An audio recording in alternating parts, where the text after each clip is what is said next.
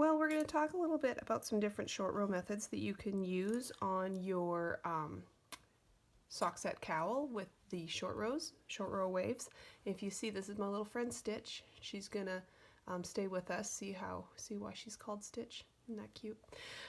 She gets a little sad if I don't include her, so we'll let her stay as long as she's behaving.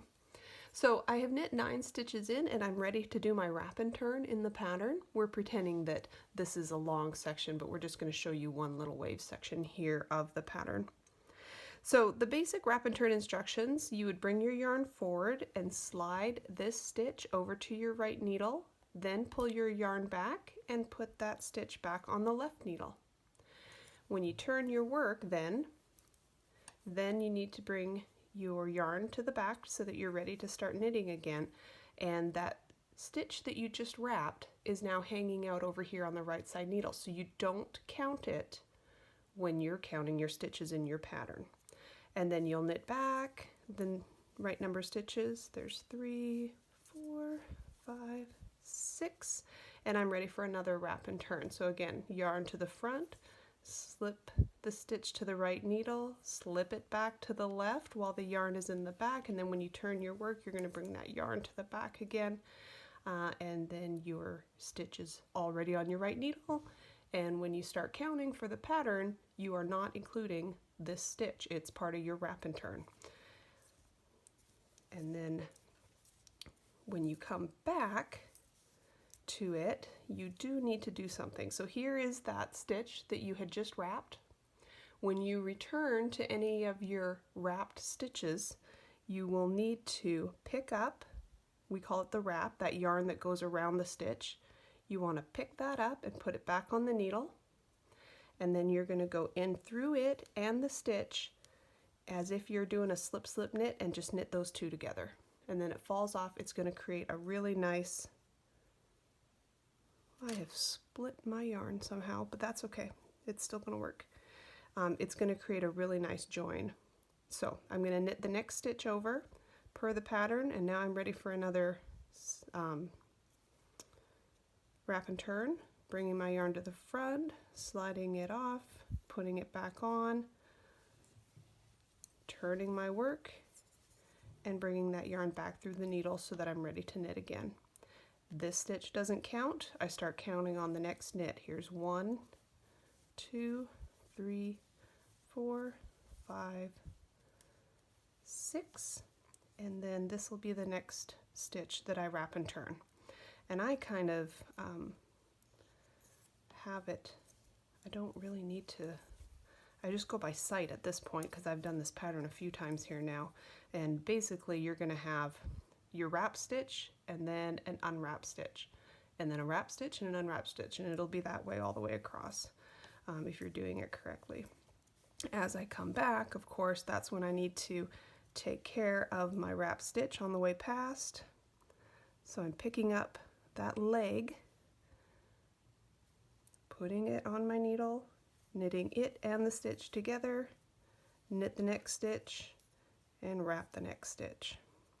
All right, so that is the basic wrap and turn directions. The big secret is you do not count this as your stitch. When you're asked to count, when you knit across, this wrapped stitch does not count. All right, with the German short row, it's a little bit different. You don't have to bring your yarn to the front or anything like with the wrap and turn. You basically just knit that stitch. The one, when it says wrap and turn, you knit the next stitch, you turn your work, and when you would normally bring your yarn to the back like this and then start knitting on the way back, you're not going to do that. You're actually going to pull the stitch over the top from the front to the back real tight, and see those two legs that are created when you do that? Slip those over to the right hand needle and then pull nice and snug. So where you would normally have one stitch, you're going to have these two legs instead. Okay? And then you'll knit all your way back. Well, almost all the way back. Per the pattern, we're going to stop right here, and this is going to be the stitch that we're going to, it says wrap and turn, but if you're doing German short rows, you're just going to knit it. You're going to turn your work, and instead of having the yarn at the back, you're going to take it over the top, placing those two legs on the right hand needle pull it nice and snug, and then this is considered your wrap stitch, these 2 legs, and you'll start knitting per the instructions. All right, so whenever we get to our wrapping point, here it is right here, these are these 2 legs. You can kind of tell because there's a bit of a gap from where you were before. And of course, if you're counting in the pattern, you know that you're at the point where you can take care of this. So when you're at this point, you're going to take those 2 legs together and do a knit 2 together, and that takes care. Here's my previous wrapped stitch, or my German short row right here, those 2 legs. Here's the next stitch.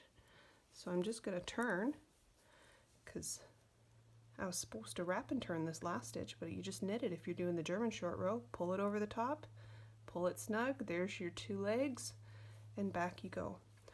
Some people really, this is probably one of the most popular short row methods. And then we're going to knit these 2 together and keep going. 1 more, and then this is supposed to be a wrap and turn. If it's German short row, you're just knitting it, turning, pulling that over the top. There we go. With my method, I just knit the last stitch. You turn your work, your yarn is at the back, and you slip this stitch knitwise. So that is how you treat this without doing the wrap and turn, but it's still considered a wrap and turn, so it's on the right hand needle, and then you start counting from here.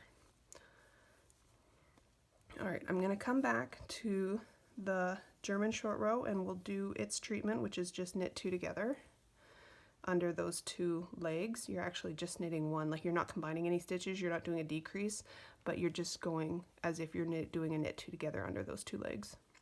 Knit the next stitch, and then I'm ready to do the wrap and turn right here to this stitch. But I prefer to just knit it, turn, yarn is at the back, and I slip the stitch knitwise.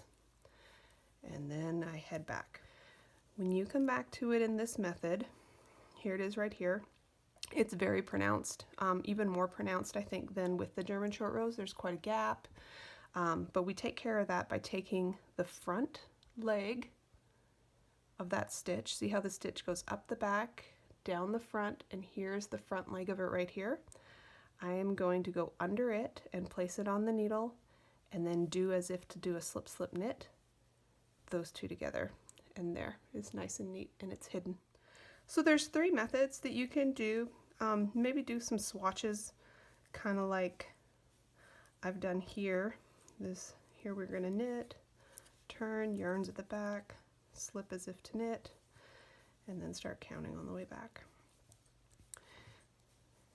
Get to the stitch that you had previously wrapped, lift that first leg up, knit it with the stitch. Here's another one immediately after. Again, we're going to lift that leg up, knit it with the stitch, and then we're going to wrap and turn the very next stitch, which in my case is just knitting, turning, slipping with that yarn at the back. And it works for stockinette also. I've used that for stockinette also. Okay, so here's mine. This is my version, where you just pick the leg up, knit it with its stitch, and then here is the German short row. We're going to do it right next to each other. They both look very nice. And then another German short row. I'm not following the pattern at this point now, I'm just trying to get you to the end. And this one was never wrapped or turned or anything. Okay, so as you can see, I'll try to show you. Some of these are German short row, some of them are my method, but they all look really good. They are all nice and tidy, especially on the garter stitch. So, my apologies. You can choose whatever method you would like. The instructions are written for wrap and turn, but you can choose whatever method you prefer.